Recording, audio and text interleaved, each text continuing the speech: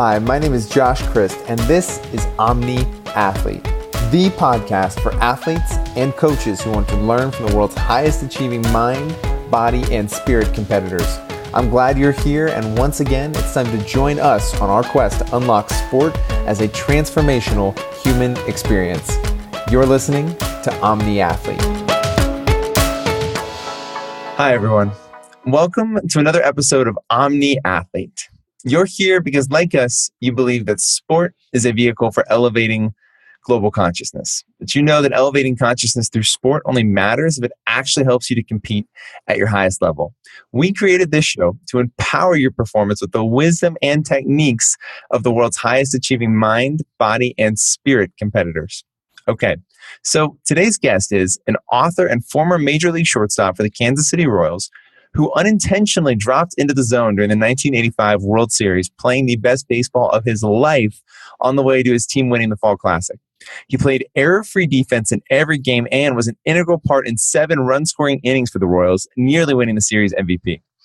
Despite having found the holy grail of performance states when the lights were brightest, wanting the ball to come his way more and more, and being featured on The Late Show with David Letterman, he was forced to retire from baseball shortly after his magical run because he couldn't step back into the zone. Since that moment, he has been on a quest to uncover what it takes to get athletes in the zone so they can play their best and perform effortlessly. Synthesizing his zone experience and cutting-edge research into the neuroscience behind that state, he has taught the zone to athletes in 10 professional and 25 amateur sports. It's my pleasure to introduce to Omni Athlete, the founder of Zone Motion, Buddy Biancalana. Welcome to the show, Buddy. Hi, Josh. Nice to be here. Thank you for having me. Yeah.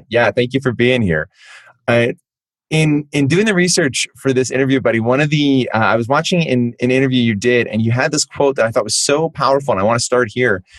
The idea of distorting time and what athletes need to understand and coaches need to understand when they hear that. I would love for you to explore and explain that a little bit further. Sure. I think everybody understands how wonderful it is to be in the moment in life, right? No matter what we're doing, if we can just be in the moment, and the past has nothing to do with the moment and the future has nothing to do with this moment, it's a wonderful place to be. And it's the only place that there's freedom and complete freedom and peace.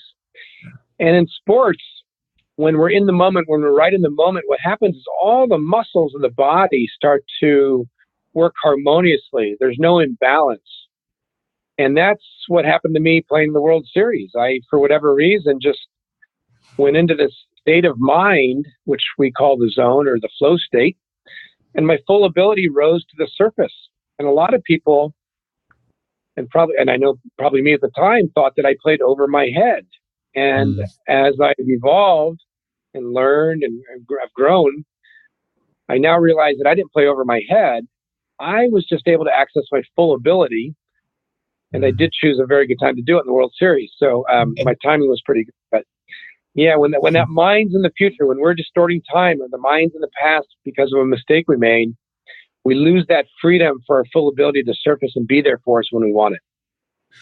Where and when did that notion of time being something that we even can distort, where did that come to you from, and what kind of allowed you to say, oh wow, what's happening right now is my brain's either running forward or running backwards? Because I think for so many of us, especially in the athletic world, time never becomes a variable that we can play with in the way that I think you share that ability.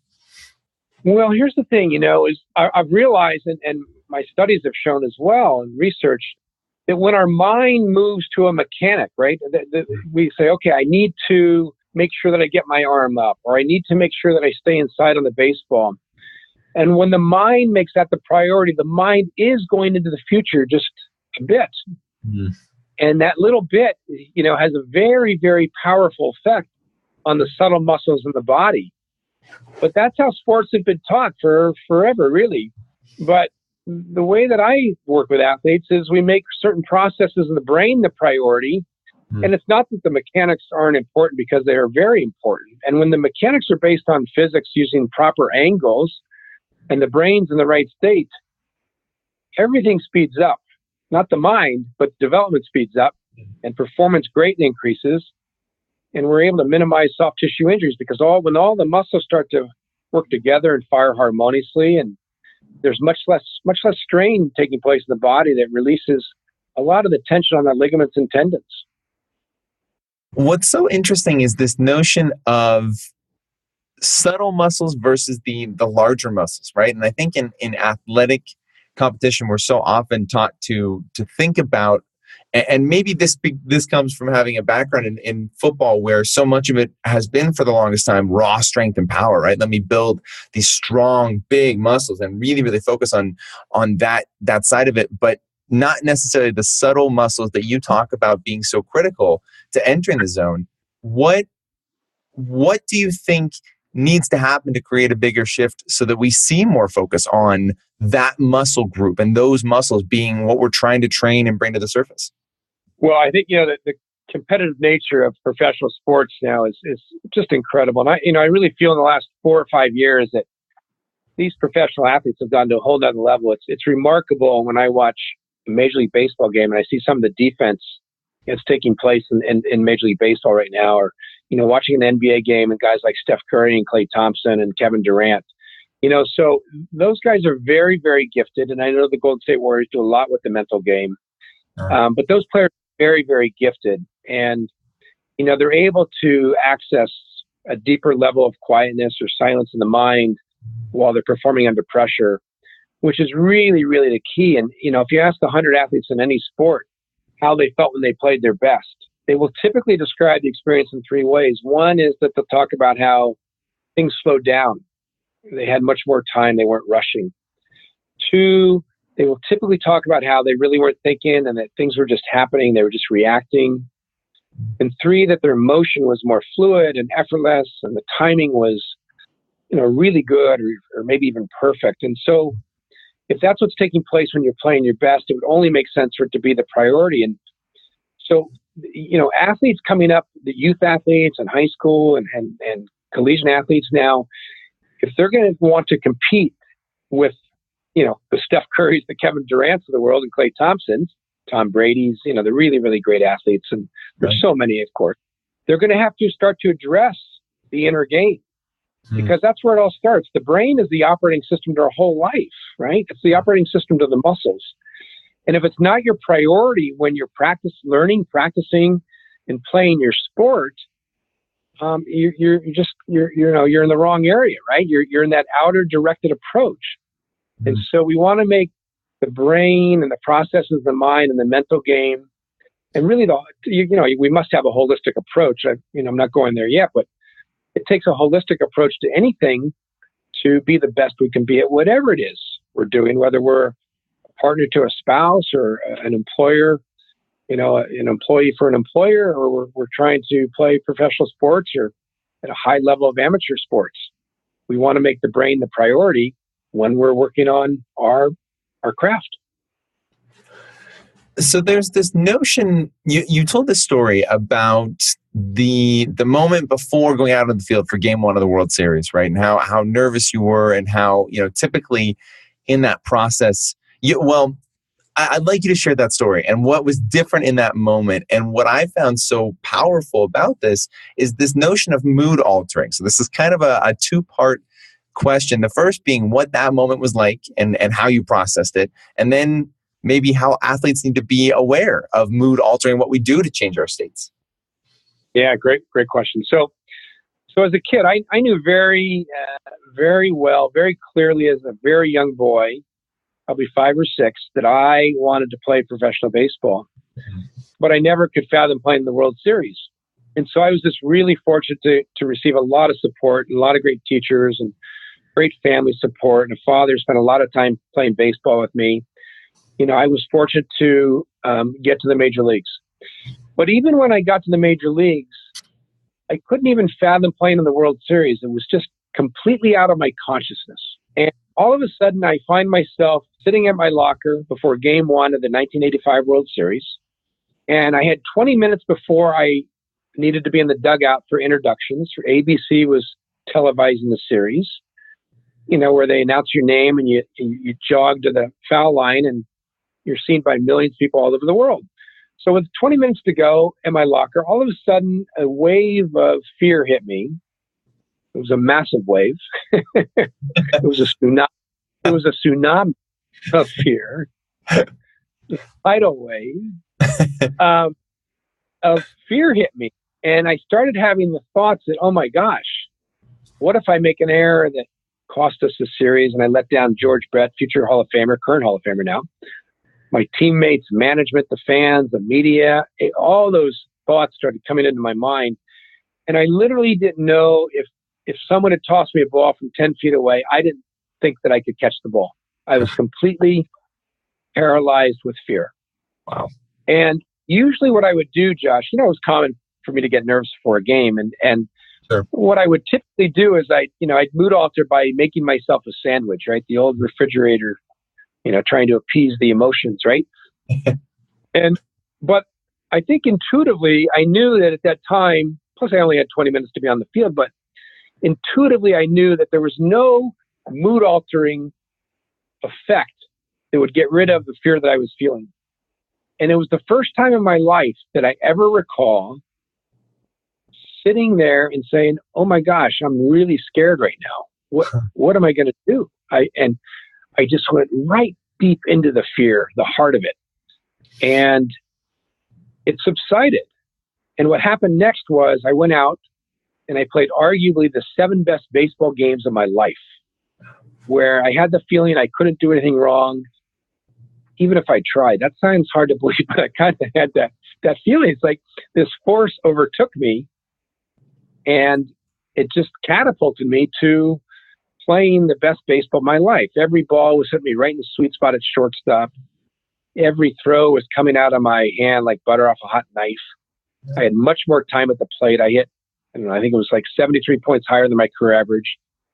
And it was just a remarkable experience. And so I really attribute part of my attribution to my zone experience was the fact that I sat with the emotion really for the first time in my life, instead of going to, the refrigerator and mood alter. And there are many, to address your question, there are many, many, many ways that people can mood alter. And food is a great one. When people use drugs and alcohol, and it can be anything.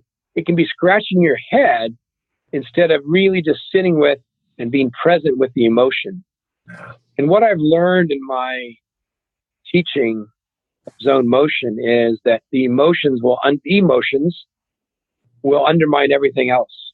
And so that emotional freedom is an essential component for playing one's best, or consistently playing one's best. When you say emotional freedom too, buddy, are you speaking to that idea of if we don't sit with these emotions, if we try to repress, ignore, pretend we're not feeling a certain way, those are going to manifest themselves in some sort of performance one way or another? Absolutely. And I think, Josh, most people really aren't aware of it. And working, teaching sports through the brain, I'm able to really see the subtleties that come into play that inhibit an athlete from playing their best. Whether it's, something in the kinetic chain, or whether it's a nutritional component or an emotional component, or whether it's a structural component. Things start to really surface when the brain starts to function the way it's designed to function. It's kind of like the floodgates open, and you start to see everything else that is inhibiting that athlete from being at that peak level. One of the concepts that I would love for you to explore a little bit further here, because it was a new way to look at, I think, something intuitively that other athletes and coaches have pointed us to as well, this notion of DNA goals versus surface goals. And the reason, so what's so powerful to that is, at least in the context of the process, which we hear, I think a lot of coaches and athletes talk about right now, is focus on the process. That doesn't necessarily give us the way to say, what am I focused on right now versus what am I always focused on in the background? And I love that dynamic of DNA versus surface. Right. So yes, the DNA goal is the embedded goal in the sport, right? So if you're If you're a golfer and you're getting over a 3-foot putt, nobody needs to remind you that it'd be a good idea to sink the putt. Right. Certainly you don't need to remind yourself, but the brain is a very, very sensitive arena. And it's very, very easy to believe and think that your priority must be to sink the putt. In the research I've done, and this is intuitively, I think a lot of people know this, but the research has shown it, that anytime the desired outcome that we have, whether it's throwing a strike, making a putt, or making a free throw, that anytime that becomes the priority over the process in the brain, it creates a muscle imbalance. And also that anytime the mechanic, whatever the mechanic that you feel is important to you, or the multiple mechanics, of course, that are important, not just feel that important, but are important. But anytime they become the priority over processes in the mind, that too creates a muscle imbalance. Mm. And so it all comes back to making the brain the priority over anything else, including the DNA goal of making the putt. What's so interesting is that there are DNA goals in other areas of life too, right? That are sometimes that get focused on very easily when we meet adversity, right? That they become the focus, especially in those moments of pain, right? Those DNA goals. If the team's down, right? If we're in a hole, and of course we want to win the game. Why would we be here if we didn't want to win the game? What seems so challenging, and maybe what that framework gives us, is the ability to say that's always present. But if we're focused there, physiologically, we're just not operating at an optimal level. Yeah, it comes down to the power of detachment from the outcome. And there is tremendous power in detaching from the outcome. Because when you attach to the outcome, there's a little fear involved, right? It may not be intense, and you may not even feel the fear, but there's a subtle feeling of fear that will be there, that will inhibit your performance. And so that's why it's essential, again, to give us the best chance to succeed, to detach from that outcome. And we therefore then, we experience this sense of freedom where we just start to function better in whatever area of life we're talking about, regardless of whether it's a sport or, you're a stock trader or whatever it is you're doing. What are some of the processes that you work athletes through around, and it may not be specifically around getting comfortable with detaching from the outcome, but within that arena, what are some of the processes either that you've used or that you've used with athletes and seen success with? Just being present with what is, whatever you're feeling, if you're just present with it, let's just say it's an uncomfortable feeling, whatever it is. It could be as much as a pain in the body or an emotion, and just being present with it, and doing nothing else, and detaching from the outcome, the desired outcome of feeling better, you will naturally feel better. You will that discomfort will start to dissipate. And when it dissipates, you will feel better, you will function better, and you'll perform better. There's this notion of self-identity that we talk about a lot, it feels like, because so much of the athletic arena we wrap our identity in our athletic performance, right? We wrap our identity in our ability to perform a certain way up to a certain set, usually of external expectations. When it comes to this idea of being able to just be with what is, how have you seen that impact the identity of an athlete, both on and off the field? Yeah, that's a great question. Well, the freedom that an athlete starts to experience when the processes in the brain are the priority, and the deep understanding of what must take place for their full ability to be there. Thus, sustainable confidence becomes a byproduct, right? There's confidence. An athlete can vacillate and go in and out of confidence, but when you really understand the most fundamental level, which is the brain, and you really get to know yourself at these deeper levels, and you have this profound understanding, then confidence becomes sustainable. And when confidence becomes sustainable, and you start to see the relationship between one area of your life and the sustainable confidence, and utilize those principles in other areas of your life, your overall life improves, and you become more at ease, You live less fearfully. Relationships get better because you're not feeling that fear. And it's just, really the most beautiful thing about what I get to do is to watch someone else feel better in life and have more success, not just on the athletic field, but just in all areas of life. And, see the trickling effect that it has on their families, is just, it's great. Love it. Is that where sport becomes such a powerful vehicle? Is in those moments where we can train something like that and just unintentionally allow it to work its way through other areas of our life? Well, that's why I love what you guys are doing and your focus, and you guys are right on. Absolutely. Absolutely. It's a great vehicle. Sports I always knew, well, not at the time, but shortly after my career was over and the painful, the subsequent pain that I had, just physical and emotional pain and mental pain, just from leaving the sport and being injured and life's challenges, I very quickly realized that, oh, wow, playing sports and specifically baseball, where failure is pretty common in baseball, right? As a hitter, that it's a great modality for life to grow, and teach you how to get back up and do what you need to do. And so yes, when the way that sports are changing and are going to continue to change, as we know here, and you guys know, it's going to help all in all areas of life. So it's I just love being a part of it. I feel so so grateful and honored and humble to be working in this area, especially at this time. Yeah.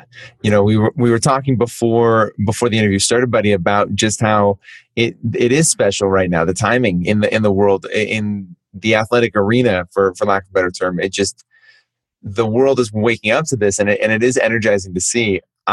This is kind of a left turn, but this question is just popping into my brain. I'd love to ask you, what was the process like for you transitioning out of the game? Because so we, in speaking with other professional athletes, that can be one of the most challenging moments of life, right? We just, we're now shifting into a world that we aren't prepared for necessarily, that being the best in another space never prepared us for. What was that like for you, and what got you through it? Well, it's very interesting for me. I think it can be different for, different athletes.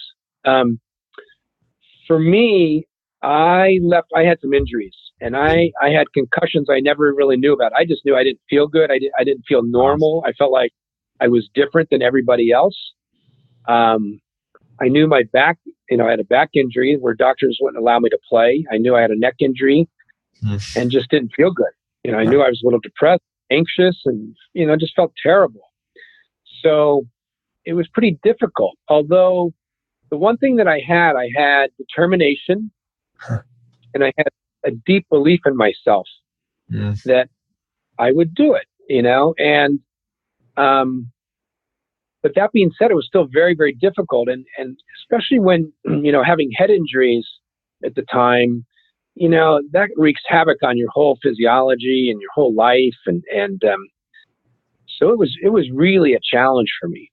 But, I had this deep knowing, that's what faith is, right? Is that knowing that, not a belief, but like this deep knowing that, okay, whatever I'm being faced with now, I'm going to move through. And it wasn't easy. It was painful. It was painful for those around me, but we're still moving. So there's this notion of the body's inner intelligence. And I know this is something you work with athletes on. And I wonder, because not every professional athlete transitions even later in life at whatever stage to a point where they can truly say, I'm bringing this really positive energy to the world. And I'm helping other people access this state that, whether I did it on purpose or not, I accessed.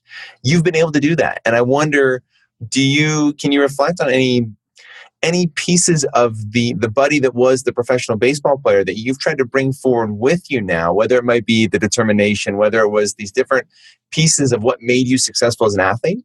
What have you brought forward into life since then that maybe mirrors or was related to it? Yeah, just that, that determination and the trust that I will always find a way. Yeah. And that just, you know, I look back, I was speaking to somebody today at lunch about, sometimes I wonder how I made it. Even though I was a first round pick and got every opportunity which I needed to make it, it was still such a daily grind, and, so much competition, which I think now there's much more competition, but just that belief and determination just to keep going, right? You just got to, when things are tough, just show up. You just got to show up sometimes and just keep going and do the best you can do in that moment. And, I've been blessed post-career to start to learn so much more about the mind and body and all the things that we can do that can just make it a little bit easier, right? It's never easy, but just to make it a lot easier to, show up, as we are capable of showing up and being a contributor to a team or life or, an employer. Mm. So here's one more left turn, but I think it's related. I'd love for you to share your perspective on love and fear. Yeah, well, okay. So love is incredibly powerful because the heart is so powerful. And when we're really, really in touch with the heart, fear completely dissipates. So when fear is in the way, it has a profound effect on our whole physiology, on the muscles. And it's also important to know that fear will surface. Hmm. And it's really, really important to go through it and not try and go around it. When you start to go through fear, right, it's not the fear that traps us. It's when we don't go through it that traps us. Hmm. And so love is, love is so powerful. And, getting in touch with your heart and bringing that to the world, it's great. That's why I love what you guys are doing. Thank you, buddy. Where or how, maybe better question, how does love show up for athletes when they're performing? What does that look and feel like? Well, they may not identify it as love, and they may not feel love, but it shows up when they have that freedom and the consistency, where energy is flowing, right? Love is, when you're really, really feeling good, you'll feel love. And so really it's kind of the same thing. When you're really feeling good and you're really flowing, you're in the zone, you're typically going to be more aware of your heart and your body, and the body's going to function much better than if you are not aware of that feeling of love and you're in more of a state of fear. It's so powerful to think that, and I love the framework that you've put around this, right? That really we have these two dominant emotional states, right? And we can either choose love or fear in these different moments. So challenging, and it's never easy, but it is powerful to consider that there is always this choice, even as athletes, in those moments. Buddy, this is energizing. Before I ask my final question, where can these guys go to connect with you online? My website is Buddy, Buddy, at zonemotion.com. Awesome. Okay, so for our final question here, buddy, this show is called Omni Athlete. And the idea behind it is to understand what it takes to become the highest achieving mind, body, and spirit competitor. So what does being an Omni Athlete mean to you? Well, it means to be taking care of the mind and body on a regular basis and really making that your priority every day when you get out of bed. And, having a holistic approach and addressing the areas of your life that are such integral parts of the whole are very, very important. So addressing the diet. Diet's really, really a big thing. Addressing your emotional state. Addressing your physical state, how your body's feeling. What is it you need to do to allow energy to flow through your body the way it's capable, so that you're able to access these higher states of awareness that will allow your full ability to surface on a regular basis. Wow. Thank you, buddy. Thank you for being on the show. Thank you for being here and being ready to share. Guys, go dive deep into Buddy's world. Check out his website. Check out Zone Motion. Check out what they are bringing to the world and what he's brought to the world for so long, right? There is such power in being able to recognize and develop a framework for what we experience as athletes. And that's one of the things that Buddy's worked so hard to do, is not just a framework for what we experience, but a framework for what can it feel like when it's effortless, when we are really truly in that place, that peak performance state. And it's not esoteric. It's not woo-woo. It's not something we can't touch and feel and grab. It's concrete. It's rooted in science. It's rooted in what truly works and what athletes are using today. And if you guys go and check out the work that he is doing, what he brings to the world, what he's putting out, the content he's putting out, if you listen to him talk, you're going to find very, very quickly that there is so much process and science behind this. It's accessible. It's there for you. And what more can we ask than being able to say, here's a process for me to go through to truly perform at my best. So, Buddy, thank you for being on the show. And until next time, guys, thank you for listening to this episode of Omni Athlete. Hey, what is up, guys? Thank you for watching another episode of Omni Athlete. Please, please, please go like and subscribe to our podcast. That is our goal right now, is just to build this community as big as we possibly can. And we need your help to do it. So like and subscribe, share our content, guys. If this content adds any value to your world, that helps you perform, connect, go deeper, go wider, whatever it is that it does for you, if it provides value, all we ask is that you share our content and help grow this community. We can't accomplish our goal of elevating global consciousness through sport without you. You are an integral part of this mission and this purpose, and we need your help. So please go like, subscribe, and share our content, and continue to help us build and grow this community that is truly motivated to not just elevate consciousness, but elevate and shift the very culture of sport so that we can truly experience the athletic experience in a brand new and energizing way for so many people, guys. So thank you, and please like and subscribe. Until next time.